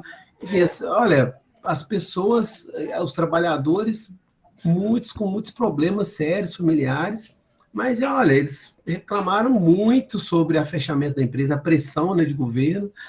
Enfim, então é difícil a gente também, né, julgar, mas é complicado. Mas é isso. Não é questão de julgamento, não. A gente está aqui fazendo a crítica social, porque na realidade, eu até falei, acho que usei esse termo, né? É um sistema, né? Então tem diversas nuances, tem o desemprego, tem o exército industrial de reserva, né? O capitalismo vive disso. Se não houver o exército industrial de reserva, não existe a exploração do trabalho, não existe mais-valia, não existe lucro, né? É um sistema. Olha, eu sei que temos jurista aqui na turma, eu não sei se é a própria Viviane, mas ela colocou ali, eu estava fazendo a discussão e ela usou o termo bem correto, né? Que a justiça é baseada na prova do nexo de causalidade, e é difícil conseguir indenização. Mas é isso mesmo, né? Que é esse conceito que você usou, nexo de causalidade. É muito difícil. Como é que você prova de que você desenvolveu câncer devido ao cigarro, ao agrotóxico, a isso, aquilo. Quer falar, Viviane? Não te ouço. Tá bom, não tem problema. Que tá bonito, tá, esse microfone, mas acho que não deu certo. O outro estava chiando, mas estava dando certo. Mas agora está dando para ouvir? A gente ouve com chiado, mas a gente ouve. Meu microfone desse notebook está com problema. Eu tentei usar aqui porque o João Paulo me ajudou. Então, eu coloquei, até porque ele comentou sobre essa relação do caldo de tempo, e realmente é muito complicado. Eu trabalho no hospital de câncer e eu já vi pacientes que tiveram contato com amianto e ficaram anos, morreram e não viram a indenização. Talvez a família tenha recebido. Então, isso é muito complicado também. Exato. Vamos lá, modificação genética torna mais resistente, audiência pública. É o caso do desmatamento, árvores cortadas sem fiscalização, fora do tempo, apropriado para o crescimento, ilegalmente, que são exportadas para diversos países. É verdade, Audrey. Você quer comentar um pouco?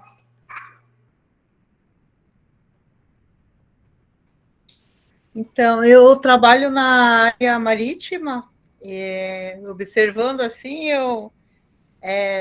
a gente fica numa posição até desconfortável, né? Porque eu estou nas duas pontas, eu estou na ponta do fertilizante e estou na ponta da madeira.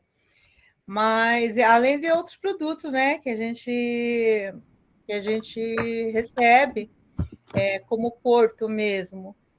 Então, por exemplo, no caso do fertilizante, isso a gente sempre comenta, né, no nosso trabalho, porque a quantidade que a gente recebe de fertilizante, assim, é absurdamente, né? Que vem para cá, via Porto de Paranaguá, por exemplo, e que é o ano todo, né? Por exemplo, você vai trabalhar com commodities, você tem a safra, né? Então, tem aquele período da safra, tem o período das chuvas, então, são vários fatores que são determinantes, né? Mas, no caso do fertilizante, ele é o ano todo. Então, o ano todo a gente recebe, assim, quantidades absurdas e que vão para Mato Grosso, né? Goiás, onde tem mais as fazendas. E no caso da madeira, eu já estou nessa área há mais de 15 anos, tanto na exportação quanto na importação, e como a madeira a gente, né, os clientes enviam para fora do Brasil, eu conheço assim, vários clientes, né, que já foram presos, inclusive, que desmataram com documento falso, que não estava na relação, né, que o documento, que o banco madeiras que foram, árvores que foram cortadas precocemente e que foram exportadas. É totalmente ilegal, né? E o Brasil ele não tem esse controle, né, de fiscalização. Pode até, uma hora ou outra acontece, né? Você vê, às vezes, um jornal que aparece lá, mas aquilo ali foi 1% do que acontece quando aparece no jornal, né? E a gente sabe disso. E também tem os coronéis ainda, né? A gente acha que não tem, mas no Brasil ainda existe coronéis. E aí, ouvindo vocês falarem, eu lembrei da madeira, né? Isso por exemplo, aqui no sul, eu trabalho em Paranaguá e trabalho em Itapoá. A gente envia uma média de mais de 500 containers por mês de madeira, né? E é muita coisa, né? É muita coisa. E de tudo isso, você não sabe o controle dessas árvores, né? Você não tem... existe, mas não existe um controle 100%. Isso é impossível, né?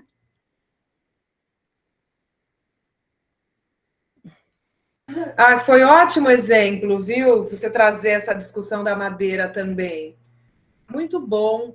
O Denis também fez uma participação legal aqui. Achei muito interessante e importante o conceito de agnotologia, que é a produção deliberada da ignorância, tá bom? Eu quero frisar aqui, porque não é uma controvérsia científica, não. Não tem nada de científico desse lado aí. O que eles querem é enganar, manipular, ganhar dinheiro, ganhar eleições, é isso que eles querem. Nem que tenha que matar pessoas, nem que tenha, sabe? Então, assim, eu quero ganhar dinheiro, quero lucrar. Se alguma criança vai morrer, paciência, né? Não dá para ter tudo. É isso que... Achei muito interessante o conceito de agnotologia e o assunto me fez lembrar um artigo de 2000 que fala sobre os 5 níveis de ignorância. Que legal! O objetivo básico, segundo o autor... Deixa eu voltar. Segundo o autor, é sairmos do nível 4 para o nível 0 de ignorância. Embora seja um artigo antigo, voltado para desenvolvimento de software. Uau, que legal! Depois você me fala qual é esse artigo. Tratando essa atividade como aquisição, acredito que reflita um pouco da realidade. Fala um pouco, Denis, sobre isso para a gente.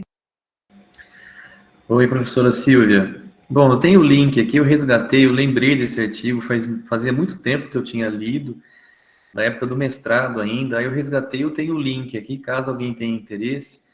É até um artigo, não é um artigo muito grande, são 5 páginas só, e eu posso colocar o link aí depois, posso compartilhar. Coloca assim. Se tiver interesse. Deixa eu colocar aqui. Legal. É bem interessante que ele fala do nível 0, estava resgatando aqui. O nível 0 é quando a gente sabe alguma coisa, tem um conhecimento, e a gente consegue comprovar isso, demonstrar isso de uma maneira tangível, né?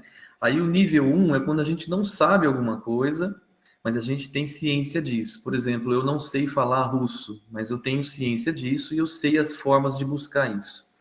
O nível 2 é quando eu não sei alguma coisa e sequer tenho ciência de que eu não sei alguma coisa. O nível 3, eu não sei, não tenho ciência e não tenho formas de buscar, não tem um processo, falta de um processo, como o autor diz aqui. Não tenho formas de descobrir que eu não sei alguma coisa. E ele até brinca no fim do artigo que o 4º nível é quando eu não sei sobre os níveis de ignorância. E ao término do artigo, espera-se que pelo menos neste nível a gente não esteja, né? Porque a gente vai passar a conhecer os níveis de ignorância. Eu coloquei o link aí para quem tiver interesse, eu achei bem interessante. Que legal, eu adorei. Enquanto você estava falando, eu lembrei desse texto, não sei se alguém conhece, que eu acho que ele exemplifica isso que você acabou de falar, que é o Autobiografia em 5 capítulos. Gente, peço desculpas, todo mundo está entendendo, né? Que eu sou mãe, que eu gosto de trabalhar em horário escolar, né? Porque eu dependo de creche, então... Estou perdoada, vocês sabem. Então, autobiografia em 5 capítulos. Capítulo 1. Ando pela rua, há um buraco fundo na calçada. Caio. Estou perdido, sem esperança. Não é culpa minha. Levo uma eternidade para encontrar saída. Capítulo 2. Ando pela mesma rua, há um buraco fundo na calçada, mas finjo não vê-lo. Caio nele de novo. Não posso acreditar que estou no mesmo lugar, mas não é culpa minha. Ainda assim, leva um tempão para eu sair. Capítulo 3. Ando pela mesma rua, há um buraco fundo na calçada. Vejo que ele está ali. Ainda assim caio, é um hábito. Meus olhos se abrem. Sei onde estou. É minha culpa. Saio imediatamente. Então, assim, muda a percepção já da coisa, né? Capítulo 4. Ando pela mesma rua. Há um buraco fundo na calçada. Dou a volta. Capítulo 5. Ando por outra rua. Quando você falou, me veio esse texto que chama Autobiografia em 5 capítulos. Eu resolvi ler. Não é científico, você vê, mas tem esse espírito. E eu estou louca para ler o artigo que você indicou. Bom... Aí vem o João Paulo falando, né? Plantar árvores é preciso espaço físico e água. O Brasil tem muito. Pois é, por isso, né? Que é tão invejado e assediado. Não, vocês já repararam, gente? Eu não sei como que tá na cidade onde vocês moram. Aqui onde eu moro, as frutas ruins ficam para a gente e exporta tudo que é bom. Do Brasil tem, assim... muita água, como você falou, muito espaço para produzir um monte de coisa, então fica as carnes duras, velhas, horríveis, fica com a gente, as boas exporta. Aqui na cidade onde eu moro, tem a Cutrale, que é maior exportadora de suco de laranja. As laranjas, gente, que a gente compra, tudo seca, azedo, horríveis. As laranjas boas, eles exportam tudo, né? Só fazendo um comentário dentro do que o João Paulo colocou ali, né? De espaço físico, água, tudo que o Brasil tem. Eduardo Rex. Tenho uma visão diferente do Latour e do Kuhn, mas gosto do Tarde. Fala um pouco, Eduardo. Você está entrando em temas epistemológicos, teóricos profundos. Fala um pouquinho aí pra gente. Eu acho que eu conheço o Eduardo. Olá, dá para ouvir? Dá para ouvir? Ok. Não, é porque, sim, entraria muito em tema epistemológico nisso, mas eu fico pensando como existe isso, sabe? Tipo, esse interesse, acho que a indústria do tabaco, ela mostra muito isso, sabe? Esse interesse que acaba forjando a realidade, sabe? Tentando forjar uma realidade alternativa, quase, para convencer. Eu adorei aquele termo que você trouxe, eu não consegui decorar o nome. Agnotologia. Agnotologia. É a produção deliberada da ignorância. Eu adorei. Acho que isso estava faltando para mim, assim. Tipo, e é isso mesmo, sabe? Eu tô com vergonha, desculpa, gente. Não, imagina, você está falando tão bem. Mas é meio isso, assim, tipo, você entra nessa questão de um interesse em impedir a pesquisa científica de acontecer, sabe? Como se não tivesse, parece dá uma certa desesperança, assim, no sistema que a gente vive disso acontecer, porque você acaba tendo interesses. E eu acho que aí entra também uma questão de ceticismo controlado. Até que ponto a gente pode acreditar e até que ponto a gente não deve acreditar, sabe? Quais são os limites disso? E você pensa, poxa, se a gente é pesquisador, se a gente está interessado nisso e é difícil para a gente, imagina para alguém que trabalha para caramba, sabe? Imagina para minha mãe, para o meu pai, para minha avó. É uma questão muito complexa. Eu acho interessante pensar e eu não consigo ver um horizonte de fuga disso. Perdão o pessimismo. Não, eu entendo o pessimismo, só que a gente não pode cair. A gente faz a crítica social, a gente sabe que o desafio é enorme, porque são muitos interesses políticos, econômicos, né, por trás, mas o que eles querem nos fazer crer é que é impossível de mudar, que esse cenário é impossível de mudar. Quanto mais a gente acredita que é impossível de mudar, menos a gente faz, porque é impossível de mudar mesmo, e mais eles deitam e rolam. Então, tem uma frase que é até da Madre Teresa de Calcutá, que fala que uma gota no oceano é muito pouco, né? Mas que sem aquela gota, o oceano seria menor. Então, o que a gente está fazendo aqui hoje pode ser uma gota no oceano. O que a gente está fazendo é educar os nossos filhos, o que a gente está fazendo indo numa escola palestrar. Hoje eu até fui na escola, na creche da minha filha, falar com crianças. Eu até comprei uma fantochinha, né, para ir lá conversar com crianças sobre temas científicos. Porque, olha, me colocaram numa saia justa, falaram, olha, vem aqui conversar com as crianças. Falei, gente, dar aula, fazer seminários acadêmicos, coisas assim, eu faço com o pé nas costas, mas agora falar com crianças, mas é verdade. Aí eu peguei uma fantochinha, eu vou procurar, daqui a pouco eu pego. Não posso levantar agora, que vocês sabem, né? Home office, a gente fica de pijama embaixo. Então, é a aguinha do oceano que a gente vai fazendo. E eles não vão nos vencer. Eles não vão vencer, sabe? E quando a gente perdeu uma batalha, a gente não perdeu a guerra. E tem uma frase que eu gosto bastante, que diz que eu perdi, mas eu não gostaria de estar no lugar daqueles que me venceram. Mesmo quando a gente perde, a gente tem que pensar assim, sabe? Então, eu acho que o que a gente faz é uma gota no oceano, mas o oceano é menos oceano se não tiver a nossa gota. E a gente vai continuar fazendo. A gente vai continuar existindo do ponto de vista da ciência, a gente vai continuar sendo resistência e a gente vai conseguir, sim, suplantar isso. A gente vai conseguir, não é possível. Quem quer falar enquanto eu fecho a câmera para pegar a minha bonequinha para vocês verem?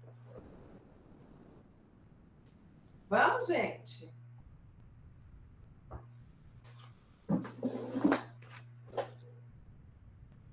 E aí, quando eu fui lá hoje, na creche das crianças da idade da minha filha, vocês viram minha filha?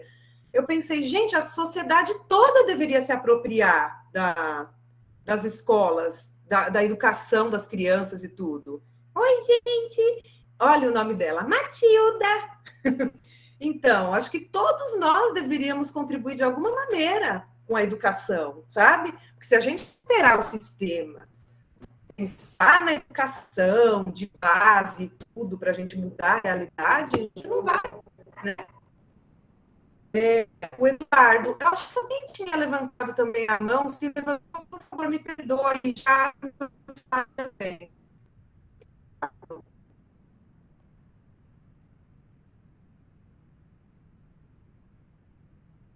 Oi, Eduardo, pode falar. Então, vou trazer uma rápida esperança àquilo que eu falei agora, porque é caos puro, mas basicamente, ao mesmo tempo que a indústria do cigarro é um exemplo de tristeza, né? Ela também é um exemplo muito claro de que a gente conseguiu mudar, né, cara? A gente teve cientistas que foram lá e falaram, não, isso daqui tá errado, tanto de diversas áreas, e falaram, não, olha, isso daqui causa problema, isso daí é ruim, e do amianto mesmo, né? Acho que são exemplos que, apesar de pontuais, eles mudam bastante, né? Tem uma série chamada Mad Men que mostra bastante essa disputa. Eu acho bem interessante como publicidade é usada para isso. Eu acho fenomenal. Fica a dica aí, gente. Põe ali no chat para inclusive ficar registrado no histórico das mensagens para a gente lembrar da série. Eu não conheço. José Vitor, é bem fraco o controle mesmo. Quer falar, José Vitor? Está falando da legislação ambiental, né? Gente, é muito fraco. Sabe por quê? Tem tanta coisa errada e tão pouco funcionário, né, desses órgãos para fiscalizar que, olha, é uma agulha no palheiro mesmo. Quer falar, José Vitor? Vou ler, então. Tem a CETESB, principalmente para loteamento. Quando tem supressão de vegetação nativa, aqui as exóticas não contam. Precisa passar por um monte de burocracia e o engenheiro responsável, além de laudos, a RT, precisa ter um cadastro no IBAMA, tanto o engenheiro quanto o empresário. O Giscard está falando que tem 2, sei como é. 2 filhos. Eu acho que é sobre isso, né? Eu tenho 3. Eu tenho essa pequenininha, que é a Sara, de 3 anos. Eu tenho um adolescente de 12 e tenho um adulto de 19.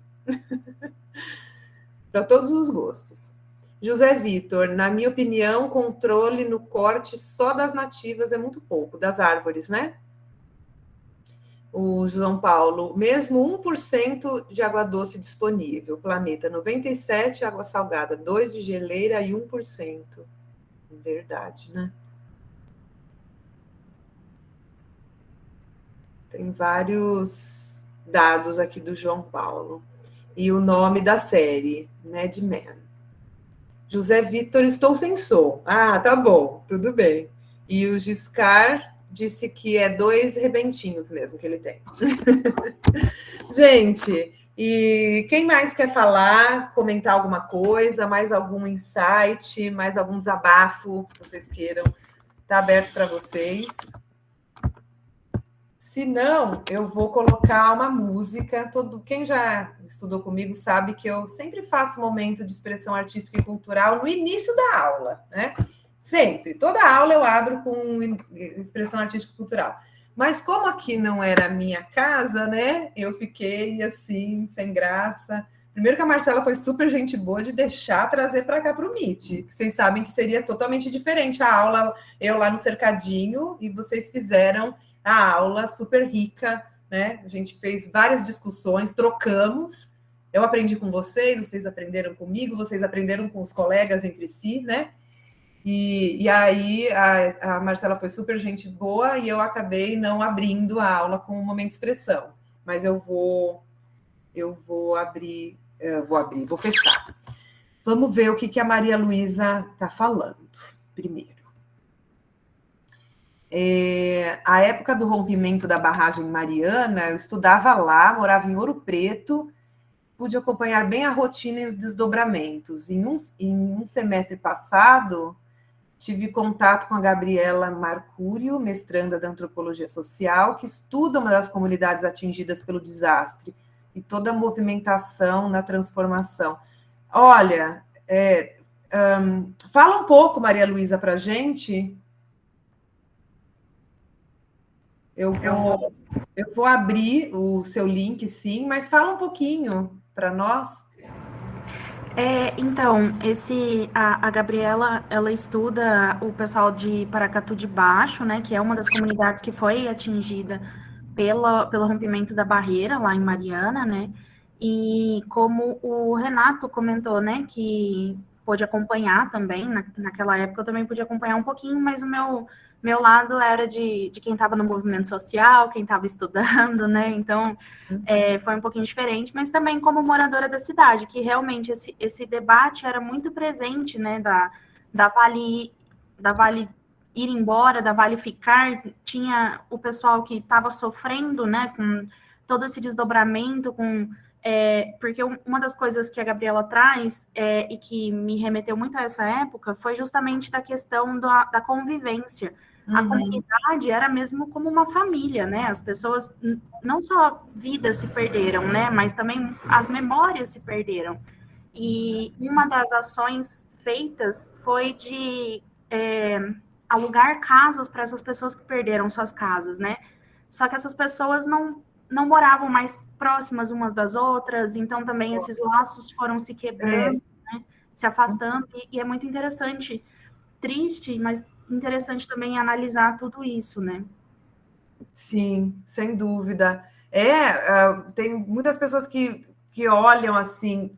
Eu estava pensando sobre esses aspectos que você acabou de mencionar, pensando na guerra, né? Que a gente, em pleno século XXI, né, tem assistido aí uma guerra, enfim.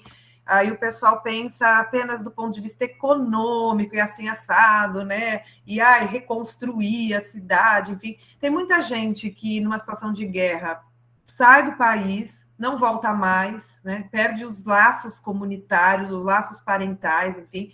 Existem gerações de pessoas com estresse pós-traumático, com vários problemas psicológicos, enfim. Então, sempre que a gente vê uma situação de desastre dessas, de Mariana, de Brumadinho, guerra na Ucrânia, enfim, as implicações sociais, elas são muito grandes, as implicações sociopolíticas, as implicações psicológicas, enfim, toda uma situação a ser refletida, né?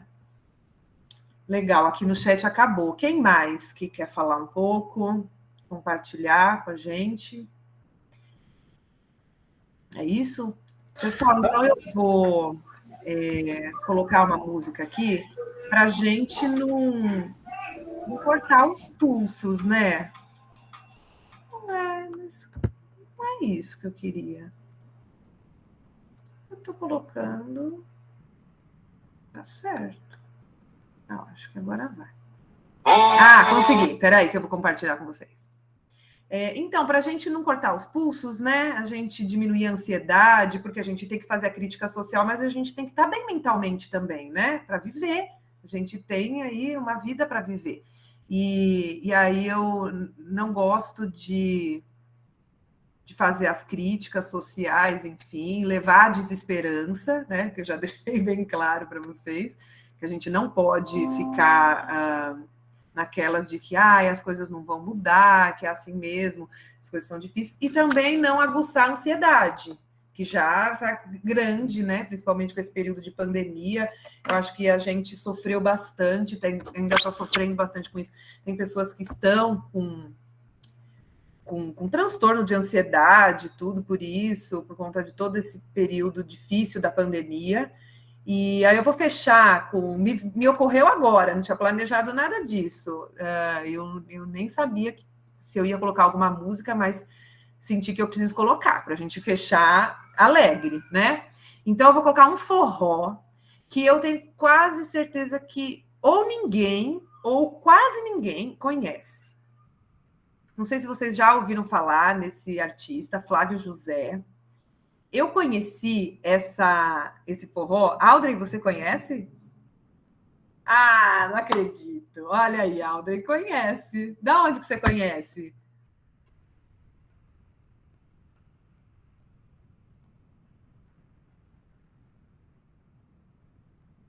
Morou no Maranhão, exato. Então, exato. Quem é nordestino aqui, ou quem já morou em outros estados, enfim. Quem é do Paraná e de São Paulo, acho que não vai conhecer, tá?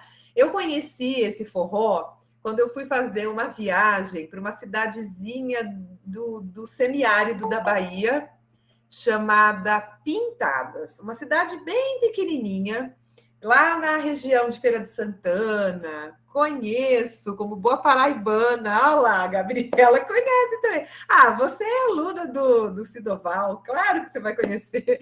Eu já toquei essa música numa disciplina que eu ministrei junto com o Sidoval, eu coloquei essa música, ele adorou. Então, e aí, essa música eu ouvi lá na Bahia. Estava num barzinho, assim, um boteco mesmo. É que eu vou em boteco porque eu gosto de jogar truco. Então, né, no botequinho você joga truco, sem só, ladrão dos meus tempos. Aí eu ouvi as musiquinhas lá que estão tocando de fundo e essa tava. Aí eu falei, nossa, que música legal. Aí eu acabei anotando um trechinho e fui pesquisar. E achei no YouTube, que bom. E eu vou ensinar para vocês, no nordestês, o que é a veste. Vocês sabem o que é a veste? Eu não sabia que eu tinha que ensinar. Quem que é boa paraibana aí? Gabriela, quer explicar o que é a veste?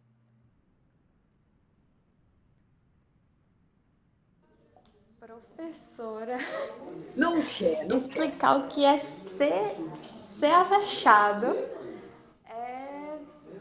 Eu não sei explicar. Então, deixa eu explicar. Deixa eu pensar aqui. Eu vou explicar e se você quiser me complementar... Acho que a senhora tem a didática. Não é questão de didática, não. Eu vou explicar se você quiser me complementar, então. Acho que eu te peguei de calça curta. Se a veste não, é mais ou menos assim, não se agonie, não sofra, não se preocupe tanto, não, sabe? Olha... Não se aperreie. Aqui a gente fala muito de aperreado também. Aperreado também. Mas não se aveste, não. Assim, olha, não se angustia demais, não. Não se preocupe, não se estresse com isso. Nesse sentido. Então, assim, olha, gente, não se angustia demais, não. Tá? Então, é isso. E aí, vocês vão ver a segunda parte da frase. Que é isso que eu quero passar para vocês. Não se aveste, não, que não se angustie muito, não. Que... Vamos pôr. Fazer uma música com a palavra inexoravelmente. Não, me cita aí. Quem já fez uma música com a palavra inexoravelmente? Uma música bonita ainda com a palavra inexoravelmente. Quem? Quem chamou atenção quando eu coloquei essa música para esse aspecto na aula foi o Sidoval. Aliás, a Maria Luísa Taítes que conheceu comigo essa música, né, Maria Luísa? Pois é, diz que a natureza segue seu compasso e inexoravelmente chega lá. Gente, inexoravelmente numa música. É lindo isso, né? Pessoal, pelo que eu saiba, é até às 9 horas, né? A aula. Eu virei abóbora, eu vou precisar colocar minha filha para dormir. Eu acredito que vocês também. Pessoal aqui tudo trabalha, pessoal pelo menos se divertir um pouquinho agora ao final, né? Tem gente que fechou a câmera para rodopiar na sala, dançar um forró, né? Quem sabe um dia a gente se vê pessoalmente e dança esse forró. Se tiver alguém que joga truco, jogar um truco comigo, já vão perder. Podem saber que vocês vão perder. E não adianta balançar a cabeça, Renata, porque vai perder sim. Vai perder. Se eu trucar, você vai ter que ir, você vai ter que querer. Eu tenho uma sala lotada de troféu, professor. Ih! Nossa, gente, onde eu me meti? Gente, é isso. Se vocês quiserem falar alguma coisa, comentar alguma coisa, dar um tchau, agora com vocês.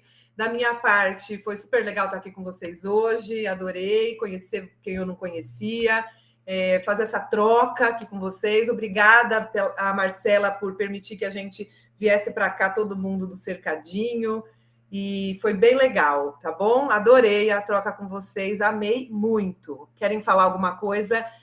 Tá aí aberto para vocês. Ninguém quer falar nada. Tá bom, vou parar de gravar. Vai que seja por isso, né? Vai que vocês querem fazer alguma reclamação ao saque e querem fazer a denúncia anônima. Então, peraí.